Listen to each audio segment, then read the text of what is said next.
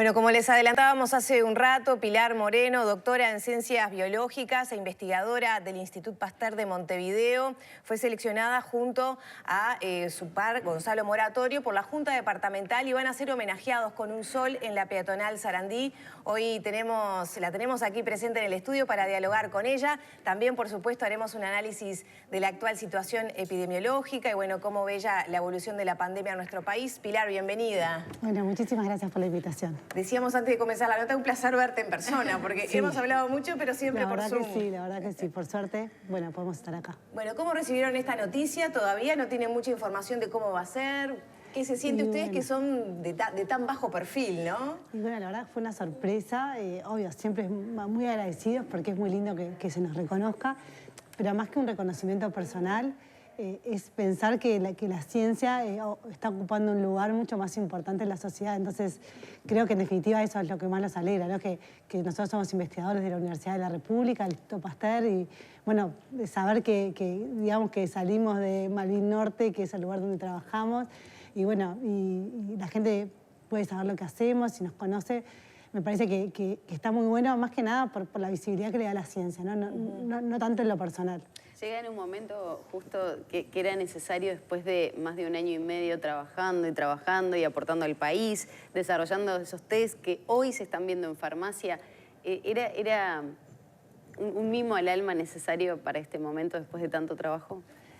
En realidad, sí, obviamente, como te dije, los reconocimientos siempre son un mimo al alma, pero es más allá de eso, es como que se valore. Creo que nosotros, en definitiva, estamos como representando el trabajo que hizo un montón de gente, ¿no? Porque quizás nosotros empezamos con los test, que realmente fue significativo y fue importante al inicio de la pandemia y realmente creemos que fue fundamental en toda la primera etapa para el control, pero hubieron un montón de iniciativas desde diferentes instituciones académicas que también fueron importantes. Entonces me parece que está bueno como que empezar a ver que los científicos podemos aportar cosas que son palpables, o sea, desde el test de diagnóstico, el test serológico, para ver cómo las vacunas están generando la inmunidad, qué es lo que genera la tercera dosis, y con datos uruguayos, o sea, más allá que siempre estamos mucho mirando qué es lo que pasa en otros lados para aprender, también es importante dar datos propios, y bueno, y en ese sentido creo que Uruguay ha dado pasos muy importantes en todo este tiempo.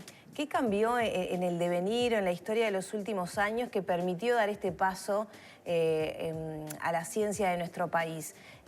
Tengo la idea de que hace, no sé, una década o dos, quizá no estaba tan fortalecido ese rol. No hubo pandemia por COVID, pero había otras pandemias y había otras, no de estas características, ¿no? Pero había también otras necesidades de la sociedad. Sí, creo, esto es un trabajo de décadas, ¿no? O sea, es la inversión en recursos humanos formados, en recursos humanos que fueron al exterior y los logramos traer de vuelta. Me parece que esto es un trabajo de mucho tiempo y en general con poco presupuesto. Me parece que esta capacidad que ustedes ven ahora capaz siempre estuvo ahí, y quizás la pandemia nos dio la oportunidad de mostrar. Porque en definitiva la base de esto es tener mucha gente bien formada y con capacidad de adaptarse, ¿no? O sea, gente que, en la pandemia es claro que gente que trabajaba en otras áreas del conocimiento terminó testeando virus. Y eso habla de la gran adaptabilidad, que creo que es una de las características fundamentales, ¿no? para el mundo que se viene, que es tan cambiante. Bueno, y esa gente formada muy bien técnicamente, pero con esa capacidad también de adaptarse a las situaciones, es trabajo de mucho tiempo, de formación de recursos humanos, y es lo que siento, que estaba ahí. Capaz que si no hubiera venido la pandemia, tampoco era tan visible. Yo lo menciono igual siempre, Lore, en otras oportunidades que he ido por el instituto o al Clemente Estable. Muchas veces me pasó de ir a cubrir actividades en verano a la Facultad de Ciencias. El año que empezaba la pandemia, que todavía no había llegado a nuestro país el COVID, estaba repleto de chiquilines, adolescentes, que quisieron ir a hacer esas becas, ¿te acordás? Sí. Y fue impresionante porque se agotaron los cupos, quedó gente afuera y eran más de 1000 chiquilines a nivel país que podían ir a laboratorios a hacer estudios científicos, que muchas veces es el inicio, muchas veces de ustedes.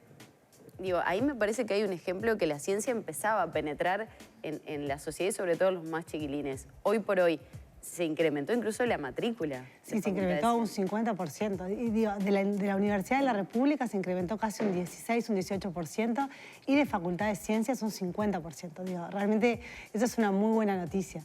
Y sí, parte de esas actividades es empezar a fomentar también la curiosidad científica desde más temprano. Digo, nosotros desde la universidad tenemos 3 roles fundamentales. Es investigación, educación y extensión. Que extensión involucra todo lo que nosotros hacemos en relación a otros colectivos que no son los universitarios. O sea, y bueno, y en ese marco acercarnos, ¿no? O sea, que la Facultad de Ciencias se acercara a las escuelas, a los liceos, bueno, a la sociedad en sí, a contar un poco qué era lo que hacíamos y generar ese interés.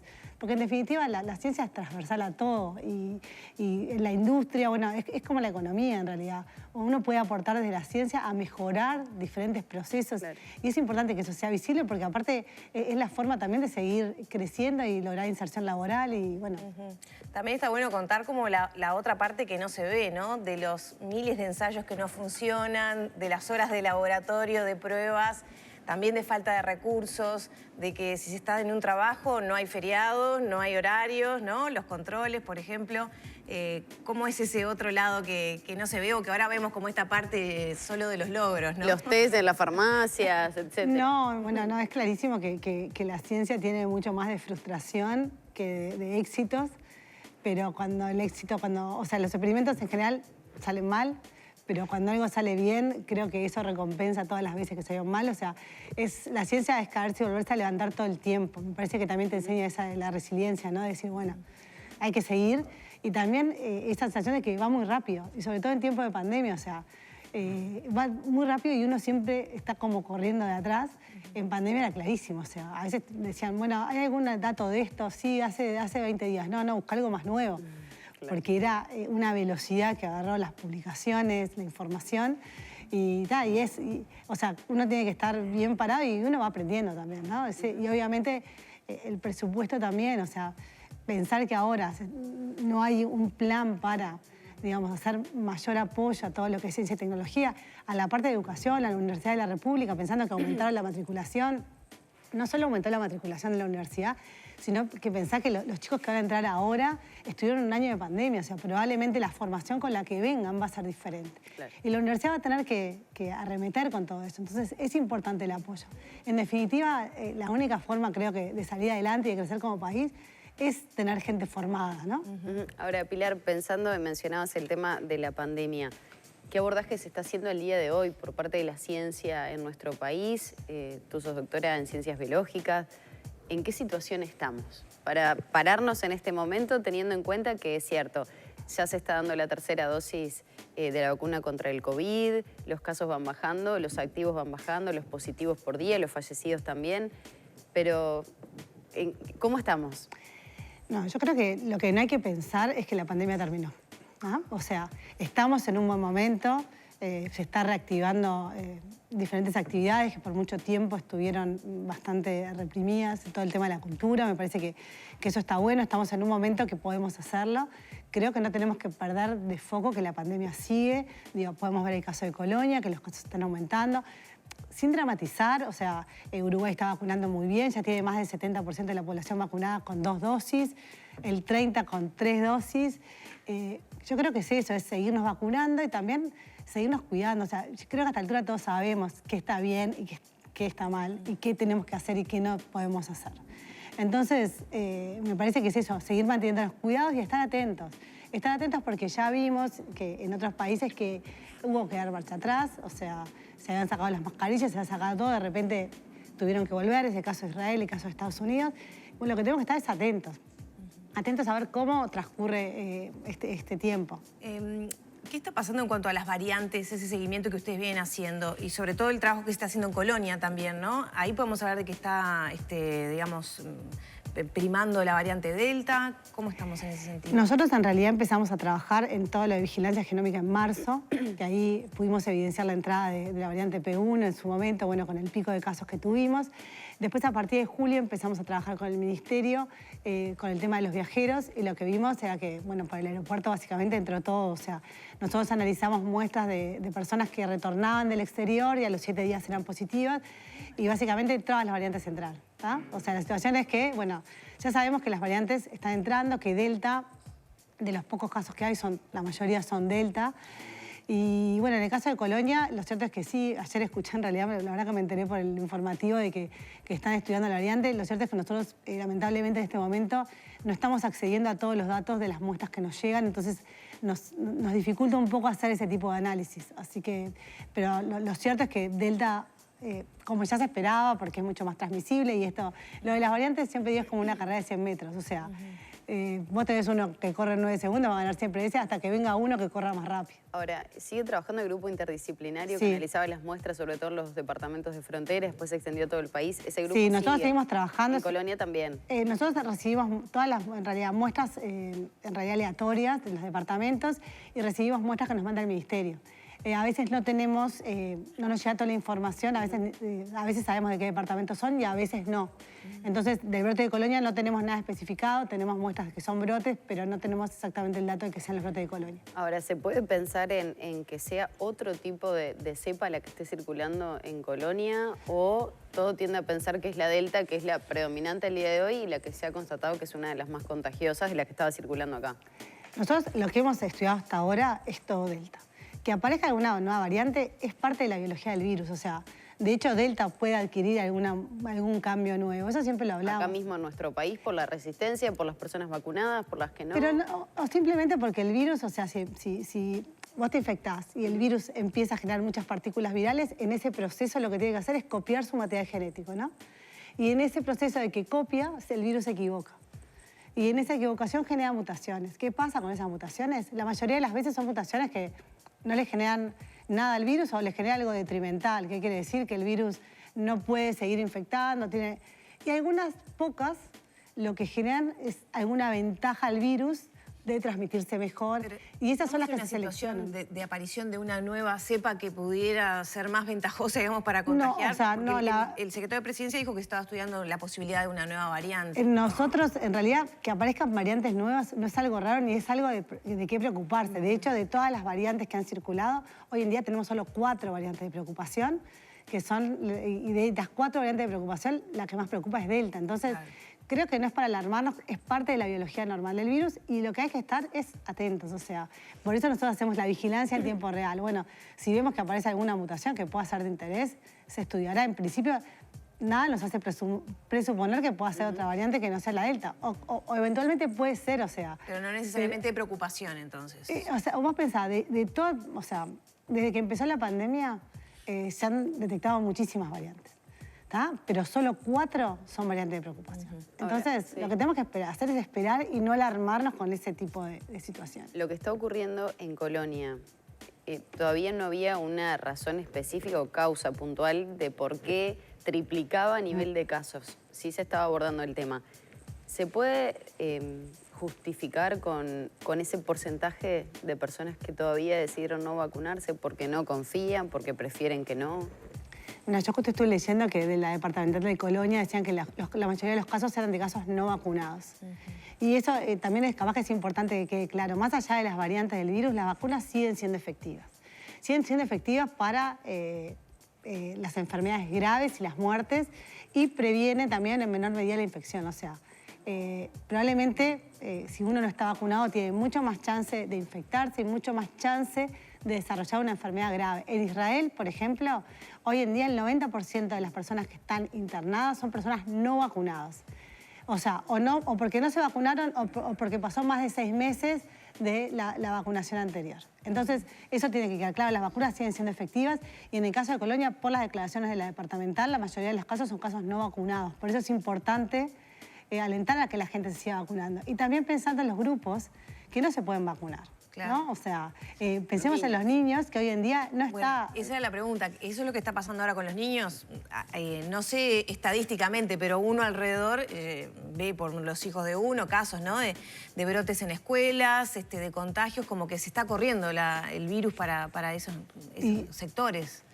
Pero es lógico que haya un corrimiento en la franja etaria cuando tenés una franja etaria que no está vacunada.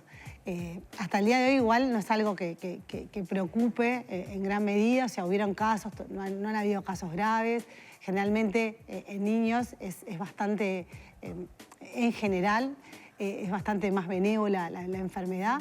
Pero bueno, también está la responsabilidad de los que sí nos podemos vacunar, porque si nosotros nos podemos vacunar, o sea, yo lo veo en mi casa, o sea, yo tengo uno de mis hijos, no lo puedo vacunar porque es más chico y el resto estamos todos vacunados. Y de alguna forma lo cuidamos porque disminuimos la posibilidad de circulación del virus en mi casa.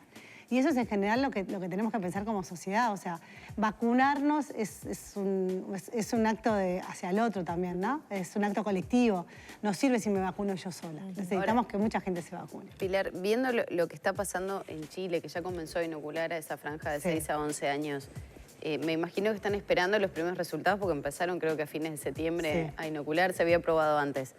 ¿Es una posibilidad? ¿Sos defensora de que los niños se vacunen? Mira, hay una comisión de vacunas que sé que está estudiando eso. Obviamente están esperando... Está esperando los resultados de Chile. Y yo creo que lo que tenemos que también es confiar, ¿no?, en la gente que sabe. Y hay una comisión de vacunas donde hay expertos sobre vacunas que ellos van a determinar, en definitiva, si hay que vacunar o no. Y siempre cuando me preguntan a mí, yo soy viróloga, yo soy cienciada ciega, yo puedo decirte desde mi punto de vista qué haría yo con mis hijos, pero me parece que esa consulta se le hace al pediatra. ¿Vacunarías a tus hijos?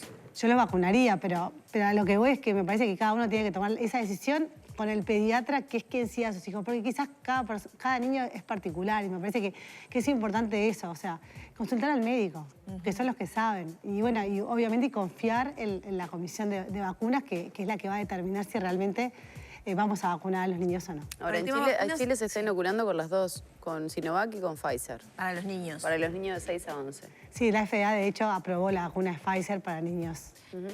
Pilar, ¿va a ser un hecho que una vez por año nos tengamos que vacunar? Por esto que contás de que no, los casos graves, por ejemplo, en otros países son ya después de los 6 meses de la última dosis. Bueno, hay que esperar qué pasa con la tercera dosis. Es, como siempre digo, o sea, a veces es difícil hacer futurología cuando esto es una situación tan cambiante. O sea, hemos aprendido en el camino. De hecho, al inicio se pensaba una sola dosis, 2 dosis. Ahora, la tercera, quizás el plan de vacunación sean las 3 dosis. Es una opción.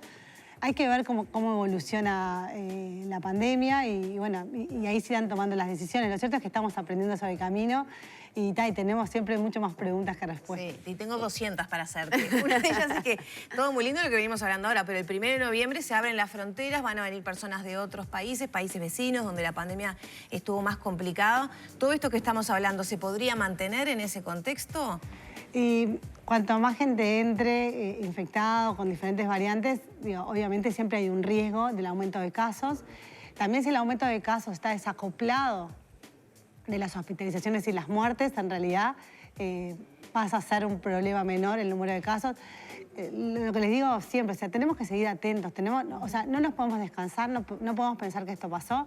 Creo que la apertura de fronteras es un tema a controlar, ¿no? Y a ver qué es lo que sucede.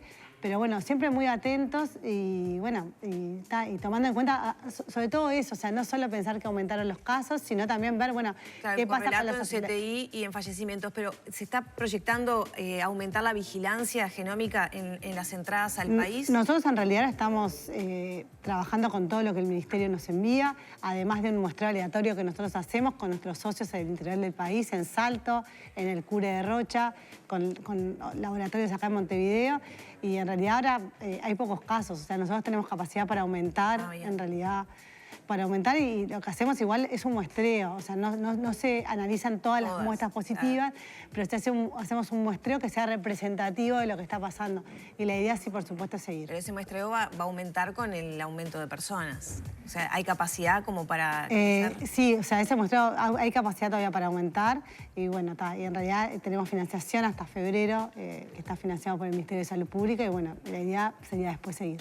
Ahora, Pilar, mirando sobre todo las medidas, los protocolos de ingreso al país, que bueno, tienen que estar vacunados con las 2 dosis, 14 días luego de la última de las 2 dosis, el test PCR negativo, ¿puede cambiar en algo la realidad del país que estamos atravesando hoy, teniendo en cuenta esas medidas protocolares de ingreso al país por parte de los turistas?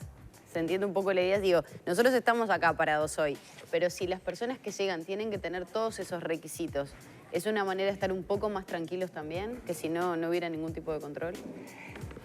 Obviamente siempre es mejor tener algo de control que no tener. Lo cierto es que las personas se hacen a los 7 días, pero no requieren cuarentena. también uno apela a la responsabilidad personal, ¿no? Porque esas personas que se han hisopado los 7 días, que están vacunados, no tienen por qué estar cuarentenados. Entonces, tener los cuidados durante esos 7 días hasta hisoparse y saber que son negativos, o sea, no ir recorriendo, o sea, el uso de tapabocas, o sea, volvemos a lo mismo de siempre, o sea, el uso de tapabocas sigue siendo fundamental en lugares cerrados, evitar aglomeraciones, estar en lugares ventilados, aprovechar ahora también que viene el tiempo lindo y bueno, y tratar de estar en lugares afuera. Se sabe que en lugares abiertos la probabilidad de contagio es mucho menor. Y bueno, lo mismo que les decía, es importante seguir, estar atentos, estar alertas a lo que puede pasar, porque obviamente cuanto más gente ingrese, ¿no? y haya una dispersión, o sea, Uruguay no puede perder la estrategia de Tetris, ¿no? Eso de testear, rastrear y aislar. Y bueno, cuando uno tiene un número de casos manejable lo puede hacer. O sea, nosotros tenemos que mantenernos en esa zona para poder tener bajo control la pandemia, que fue lo que hicimos durante todo el 2020, que nos costó mucho volver, pero ahora volvimos a esa zona. Entonces es importante que no aumenten demasiados los casos para poder tener un control de la epidemia. Pilar, científicos del Hospital Universitario de Lausana, bueno, descubrieron un anticuerpo monoclonal capaz de neutralizar a todas las variantes del COVID. ¿Qué significa esto? ¿Es una luz de esperanza para finalizar la pandemia? Y bueno, había varias aproximaciones buscando, en realidad el anticuerpo es lo mismo que te genera la vacuna. O sea, cuando vos te vacunás, vos generás anticuerpos contra el virus, que son lo que, en definitiva, vos tenés el virus y los anticuerpos se van a pegar para evitar que el virus cumpla su función. Básicamente es eso.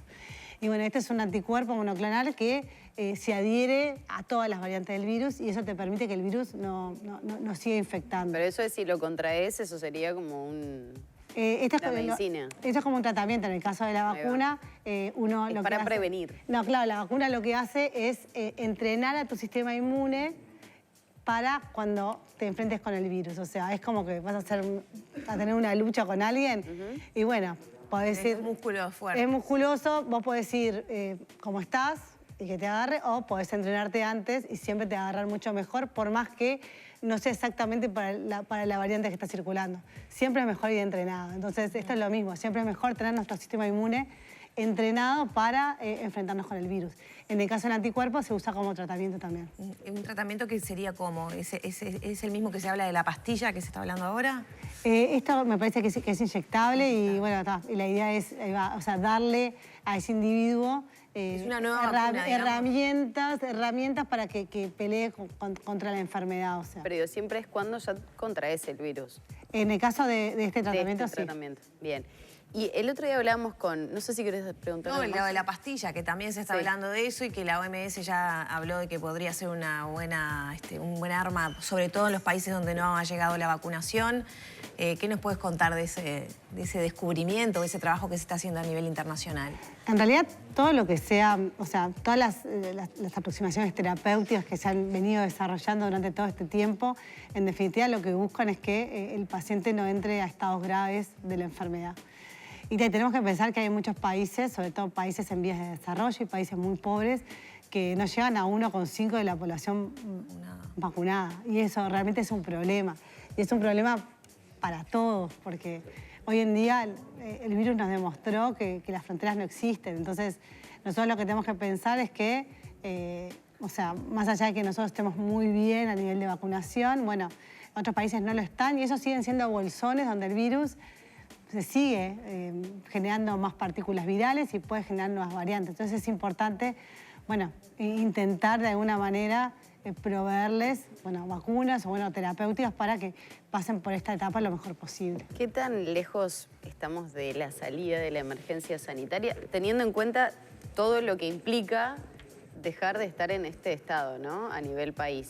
Y por otro lado, ¿qué tan cerca estamos que esto pase a ser una endemia y deje de ser una pandemia? Con respecto a la emergencia sanitaria, bueno, eso lo va a determinar el Ministerio, lo va a determinar el Gobierno. Eso me parece que en esa decisión pesan muchas variables. Entonces es un tema que me parece que no me compete a mí opinar. O sea, yo puedo hablar desde lo científico. Y bueno, y en realidad sí lo que se espera es eso, es ir a una endemia. O sea, que el virus siga circulando, pero que no sea como lo hizo hasta ahora. O sea, digamos que la gente esté vacunada y que pasa a ser un virus respiratorio habitual que está circulando, como otros virus que circulan y que tenemos picos de infección. Como otros coronavirus, como otras influencias. Bueno, con influenza, bueno, con otros virus respiratorios que sabemos que circulan, que tienen picos estacionales o picos anuales. Y bueno, eso es a lo que se aspira en realidad con toda esta estrategia.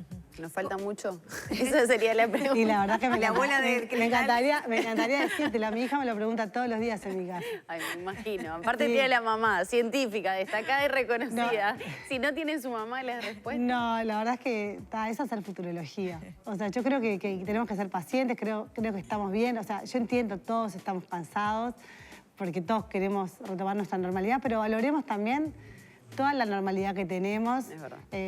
La mayoría de nosotros, hay sectores que fueron muy golpeados y bueno, quizás cuidarnos también hace que todos esos sectores puedan volver a reactivarse y bueno, y no tener, sobre todo no tener que dar pasos atrás. ¿Qué proyección ves para el tema de los test? Ya algunas farmacias, muy poquitas, están trabajando con eso. Bueno, ustedes fueron protagonistas de todo el tema de los test. En otros países de Europa, por ejemplo, es mucho más común. Tenés una actividad, vas, te lo compras en la farmacia, te hizo paz y ya tenés ese resultado para poder ingresar a teatros o actividades o congresos. ¿Cómo ves que debería manejarse el tema de los test? Mira, el test de la farmacia es el test antigénico, que es diferente al test que nosotros desarrollamos, que es molecular, que es por PCR, para que se haga una diferencia. O sea, son test que son diferentes, tienen diferentes características y tienen diferentes momentos para usarse. Yo creo que lo que es importante, más allá de masificar el test de antígeno de las farmacias, es saber cuándo usarlo y qué información nos da. Entonces, eso es importante. O sea, creo que la gente no tenemos tan clara la diferencia. Sabemos que uno tiene menos sensibilidad que el otro, pero bueno, saca de un apuro, digamos. Exacto, exacto. O sea, el test de antígeno es mucho más rápido de hacer porque en 15 minutos tenemos los resultados. Se lo puede hacer uno mismo. De hecho, en Estados Unidos lo venden, cada uno se lo hace, ni siquiera te lo hacen en las farmacias, se lo puede hacer uno mismo, pero es mucho menos sensible. El test de PCR lleva un tiempo más, pero la sensibilidad es mucho mayor. Entonces, en ese balance nosotros tenemos que saber cuándo usar y cuándo ante un test de antígeno negativo repetirnos el test. O sea, por ejemplo, si vos no tenés síntomas y simplemente te haces un test de antígeno porque vas a ir, no sé, a un recital, perfecto, dio negativo, entraste a recital, perfecto. ¿Ah? Pero si vos, por ejemplo, tuviste contacto con un positivo, y a los 3 días te haces un test de antígeno y te da negativo, lo que se recomienda es repetir ese test por un test molecular. ¿Ah?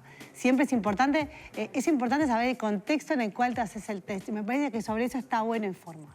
O sea, hacer alguna placa que sea clara para ver en qué momento, sobre todo porque ahora esto se va a masificar.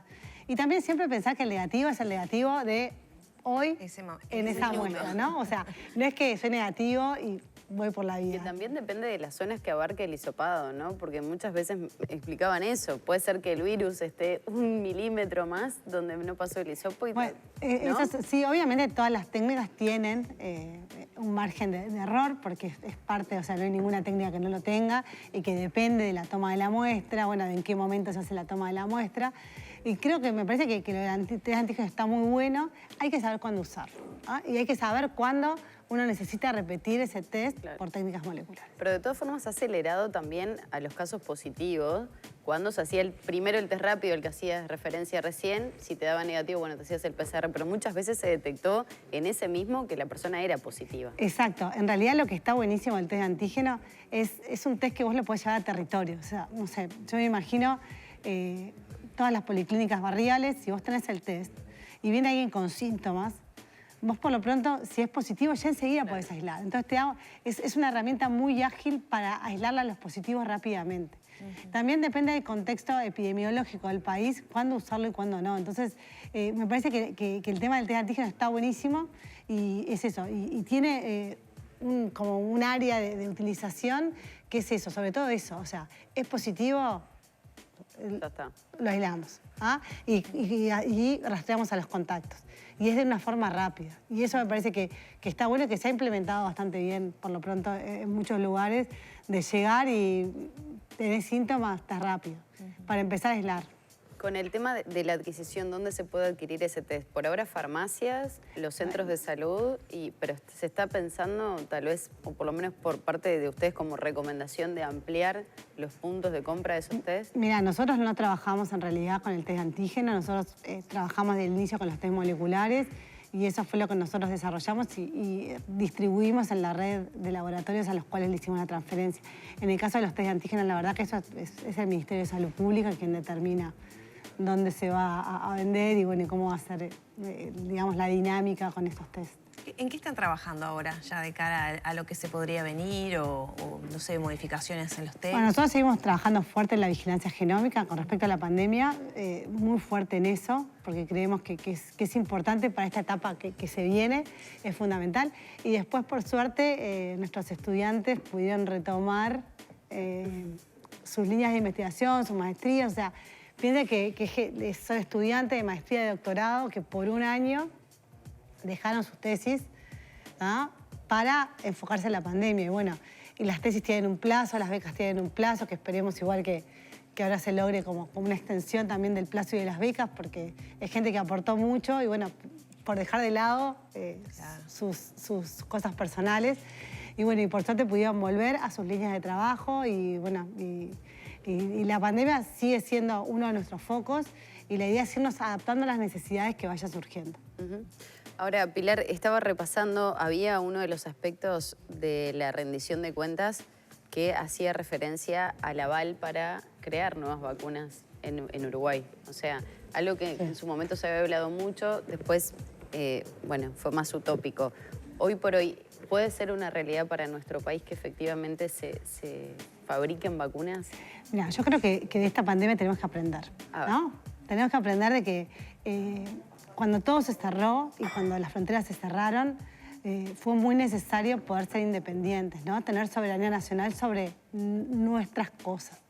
Y en ese sentido, el test lo logró, ¿no? O sea, cuando veíamos que se cerraban las fronteras, que las grandes empresas biotecnológicas cerraban acuerdos importantes con países del primer mundo, que ya de por sí a nosotros, cada vez que pedimos algo en una situación normal, nos demora 3, 4 meses en llegar los reactivos, que es un problema, ¿no? Y nosotros logramos hacer un desarrollo con el cual nos volvimos independientes, ¿no?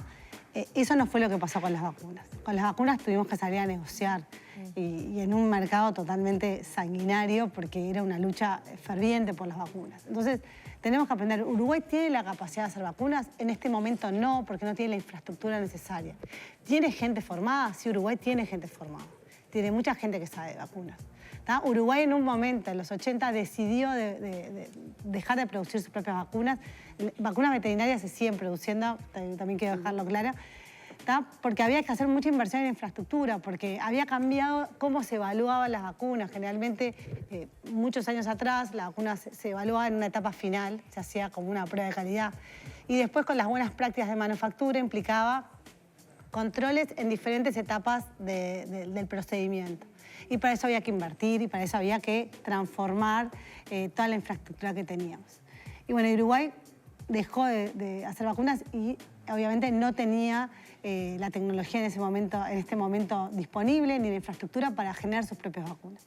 Entonces tenemos que pensar que Uruguay puede producir vacunas, ¿ah? Y de hecho hay un grupo conformado por científicos de la Universidad de la República, del Clemente Estable, del Instituto Pasteur, ¿tá? De diferentes instituciones académicas que están trabajando en pos de eso, y bueno, y eso es un poco lo que nombrabas. O sea, la idea es, sí, o sea, hay que pensar que tenemos que aprender. La próxima pandemia nos tiene que agarrar en otro escalón, ¿no? Sí. O sea, como aprendimos y tenemos otra infraestructura y nos va a agarrar diferente para esto y para otras cosas. Me parece que está bueno pensar que tenemos que invertir en eso y que hay cosas que Uruguay puede hacer y que puede hacer bien. Y quizás la otra vez, desde el BID decían, Uruguay se podría transformar en un hub de vacunas para la región. ¿Por qué no?